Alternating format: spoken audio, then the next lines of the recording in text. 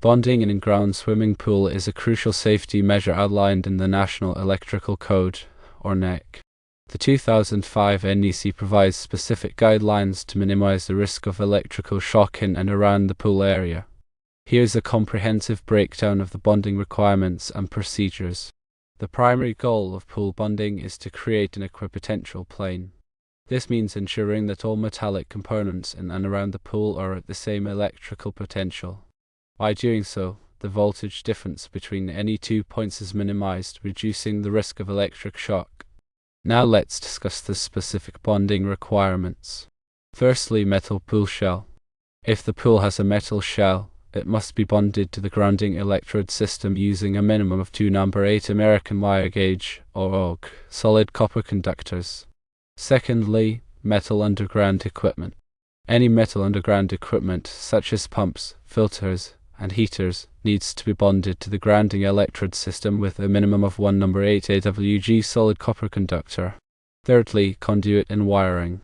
Conduit and wiring associated with the pool's electrical system must be connected to the grounding electrode system using appropriately sized grounding conductors, for example, number 10 AWG. Fourthly, lighting fixtures. All lighting fixtures must be connected to the grounding electrode system using a minimum of number 12 AWG solid copper conductor. Now, let's look at the detailed procedure for bonding an in-ground pool. 1. Install grounding electrodes. Install at least 2 grounding electrodes. Examples include copper-clad seal rods or ground rods. Connect these electrodes together using a number 8 AWG solid copper conductor. 2. Bond the pool shell. Connect to number 8 AWG solid copper conductors from the grounding electrode system to the bonding terminals on the pool shell. 3. Bond underground equipment. Connect one number 8 AWG solid copper conductor from the grounding electrode system to each piece of metal underground equipment, such as the pump, filter, and heater. 4. Bond conduit and wiring. Connect appropriately sized grounding conductors from the grounding electrode system to the conduit or wiring of the pool's electrical system. 5. Bond lighting fixtures. Connect number 12 AWG solid copper conductors from the grounding electrode system to the grounding terminals of all lighting fixtures. 6. Verify continuity. After completing all bonding connections, test them to ensure they have continuity with the grounding electrode system.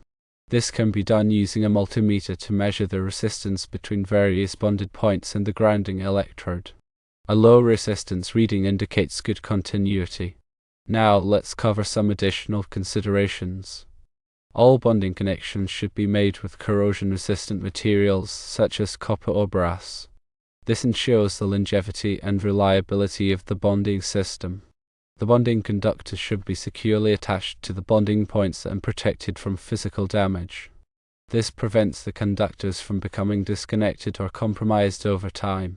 The grounding electrode system should meet the requirements specified in Article 250.0 of the NEC. This article provides detailed guidelines on grounding and bonding requirements for electrical systems. Bonding must be maintained even if the pool is drained or disconnected. This is crucial because the risk of electrical shock may still exist even when a pool is not in use. Now let's dive into more details about grounding electrodes. The NEC specifies various types of grounding electrodes that can be used for pool bonding. These include, but are not limited to, ground rods, ground plates, and concrete encased electrodes. Ground rods are typically made of copper-clad steel and must be at least 8 feet in length. They should be driven into the ground until at least 8 feet of the rod is in contact with the soil. Ground plates must have a surface area of at least 2 square feet and should be buried below the permanent moisture level.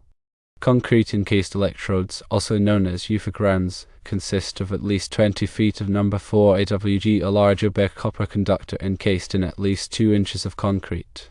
They are typically installed in the footing or foundation of the pool structure. When installing multiple grounding electrodes, they should be spaced at least 6 feet apart. This ensures that each electrode has its own effective zone of influence in the soil. The grounding electrode system must be connected to the electrical service grounding system. This connection is typically made at the service equipment using a grounding electrode conductor.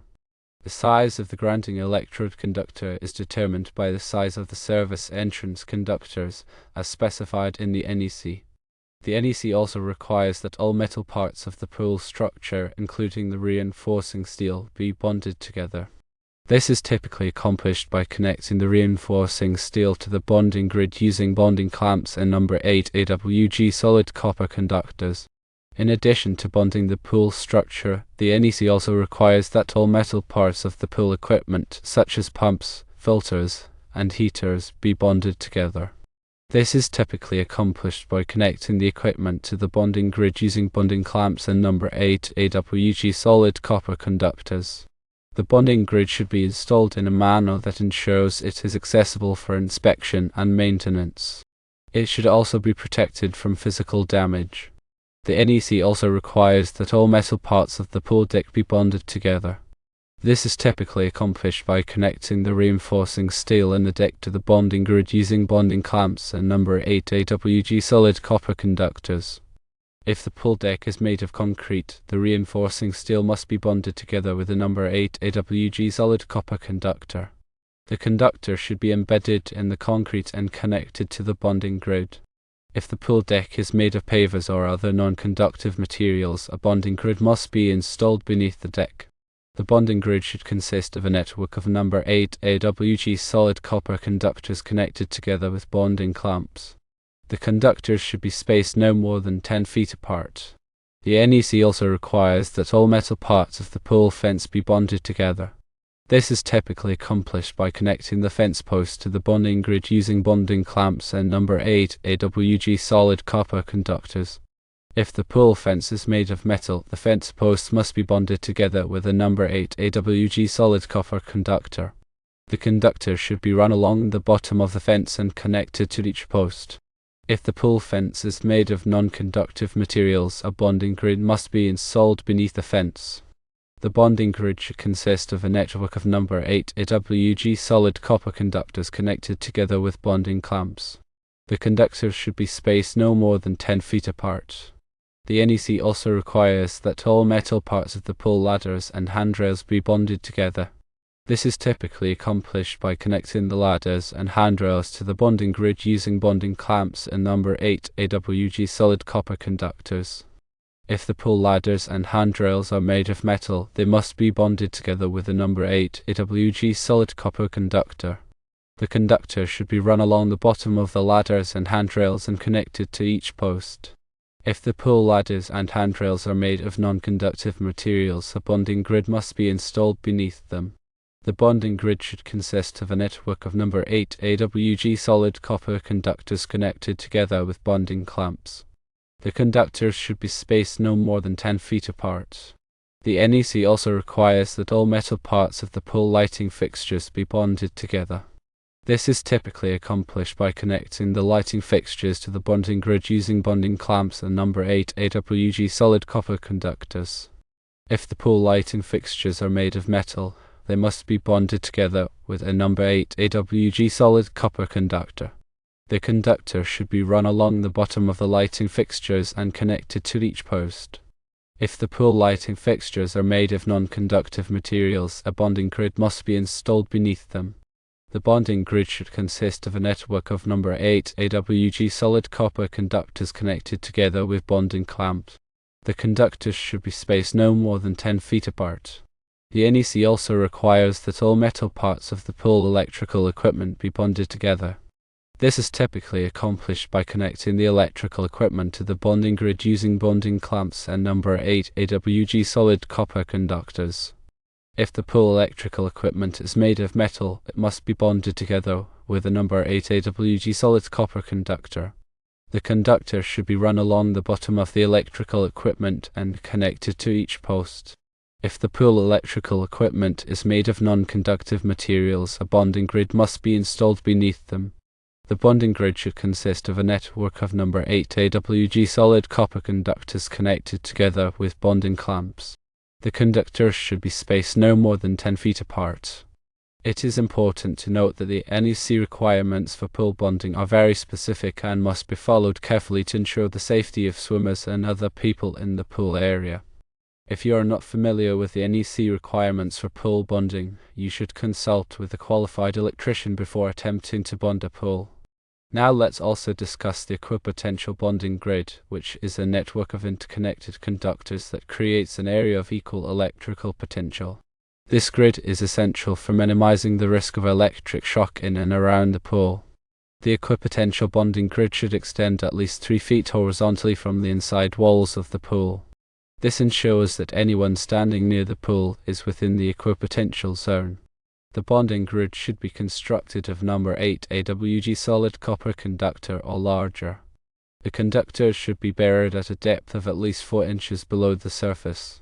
The conductors should be spaced no more than 3 feet apart. The conductors should be connected together with bonding clamps.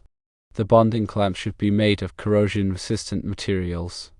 The bonding clamps should be installed in a manner that ensures they are accessible for inspection and maintenance.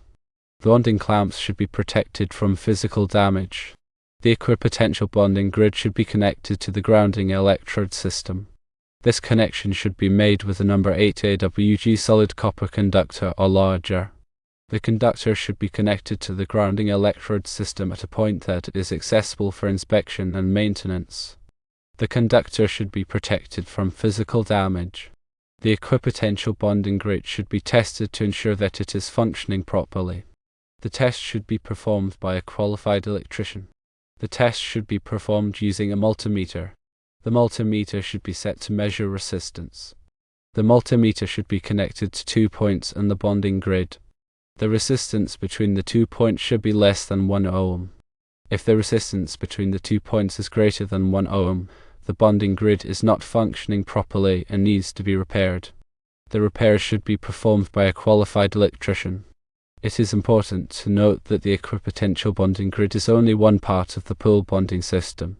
The other parts of the system, such as the grounding electrodes and the bonding conductors, must also be installed and maintained properly.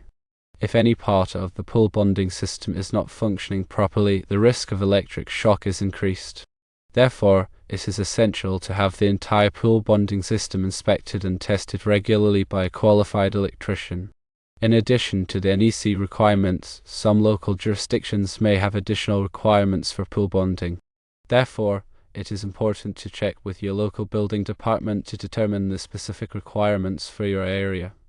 By following the NEC requirements and any additional local requirements, you can ensure that your pool is properly bonded and that the risk of electric shock is minimized. Remember, electrical safety is paramount when dealing with swimming pools. If you are unsure about any aspect of pool bonding, consult with a licensed electrician. They have the knowledge and experience to ensure that your pool is safe and compliant with all applicable codes. Neglecting pool bonding can have serious consequences, including electric shock, injury, or even death. Taking the time to properly bond your pool is a small price to pay for the safety and well-being of yourself, your family, and your friends.